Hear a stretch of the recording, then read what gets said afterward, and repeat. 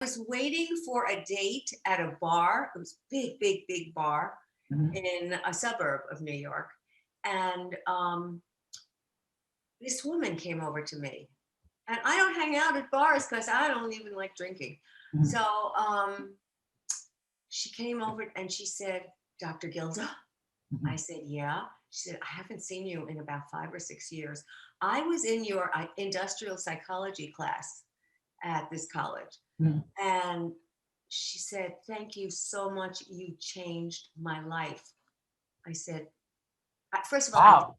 I Yeah. didn't know who this woman was. I didn't recognize her. She told me the name. The name sounded vaguely familiar, Mhm. but if you don't meet these people afterwards, Mhm. how would you even know? Now I'm getting a lot of people on Facebook and even LinkedIn, on Facebook and LinkedIn, sometimes even on Instagram, who have been my students and say, you were the greatest teacher I ever had, greatest professor.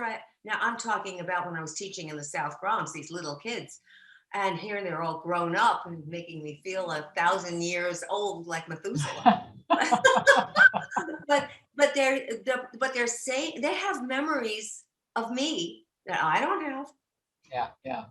But You it's so don't know who you're reaching when you do certain things. And I think that's a really important point. I spoke for Hacking HR a couple week or so ago, and I had a guy right before we got on this call today who reached out to me because he saw me on that, and he's a startup and he's got this company, and he was really interested in my work on perception and different things, and because he's got a cognitive bias app that determines or software that determines how to filter out certain people in the interview process without determining if they're white or black or male or female, and trying to get all the bias out of it. So my work in perception interested him, and you could see why. yeah. And as I was talking to him, you could see that whatever I said in this conference I was in made a big impact on his work and his things. And I think you think you're up there, you're giving a talk and you're making money, or you're not making money, but you're whatever you're doing, you forget that just what you've said has really made somebody look at something just a little bit differently. And That that's the that's huge. nature. Mhm. That's the nature of being an educator. And we're Mhm. both educators. Bottom line is, yeah, you're a behavior strategist, I'm a relationship strategist. But bottom line is, we are both educators. This is what has been our mission and our passion for years and years and years. And I never considered, after I left college teaching, I never considered that I stopped teaching, because even on the networks, even on television, I was teaching. And it was the same kind of thing, but in a different format. So if I would offer the audience 3 ways to do blah, blah, 2 ways to say blah, blah, whatever, I was still teaching. And people in the audiences today, if we are online, can give us the feedback and say, wow, that really was important that I heard that. Oh, I was supposed to hear that today. I mean, these little ditties that you hear from people, mean so much to us, because it shows us we're hitting the mark. I teach so many online classes where I never see them or they never see me, kind of thing. And I love that because I could do it at 4 a.m. when nobody else in this world wants to No hair, wake up. no makeup. No hair, no makeup, scaring people. But it's something that I do teach this one technology course where I have all these students that they have me do a video twice a week. And I had it this morning, for example. And it is it's I could just feel that while I'm talking to them, that they're like, oh, you're got a sense of humor, or you've got a lighter personality than I thought. I thought you were going to be stuffy. You know what I mean?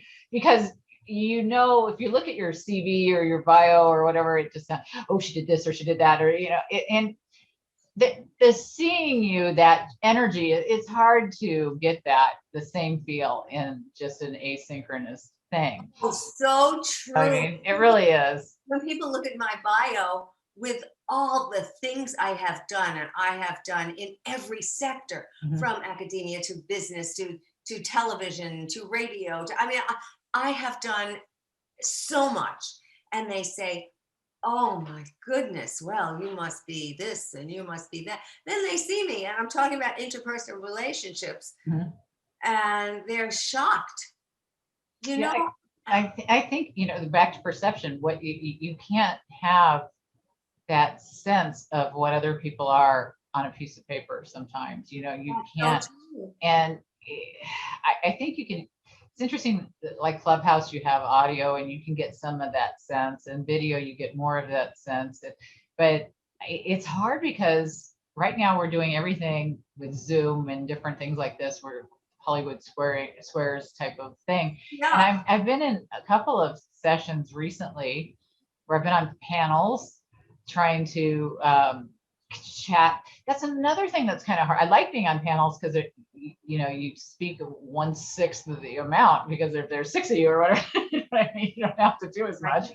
But then you don't get to show enough of this what you have, the fun, and you're on this. You don't want to take somebody else's bite time of content time when they need to speak. That's another challenging thing that they're doing a lot of panels lately. Don't you think that? Well, Where have you been for those? Have you done a lot of panels lately?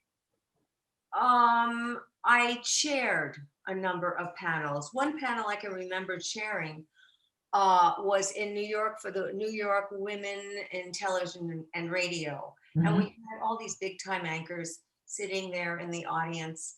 And I was, I had to get their thoughts and these thoughts More and those, moderating.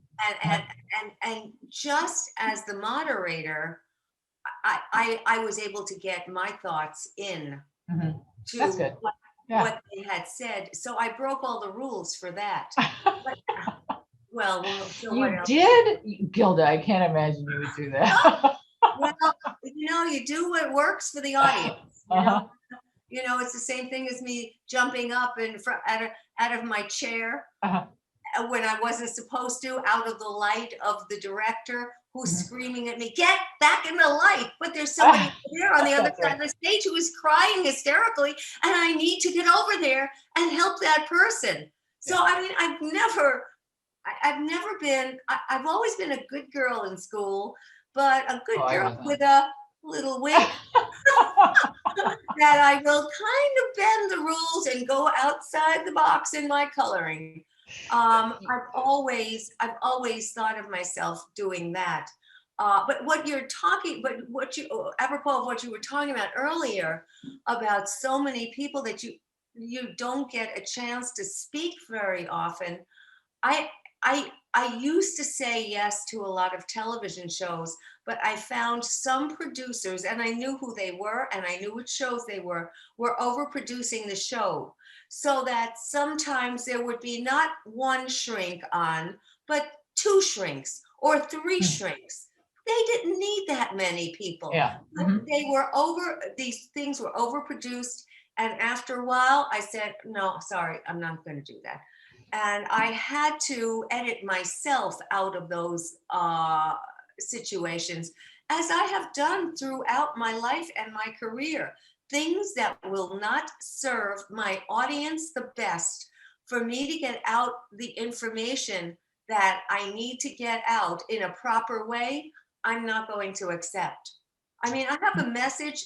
I have a mission, and I'm very passionate about my mission and my message. And now that I am older, much older and much wiser, and I don't feel that I have to build my reputation just by being like a piece of furniture on somebody's set that is overproduced. No, I won't do it. I just won't do it. I Yeah. really want to be the healer that I am.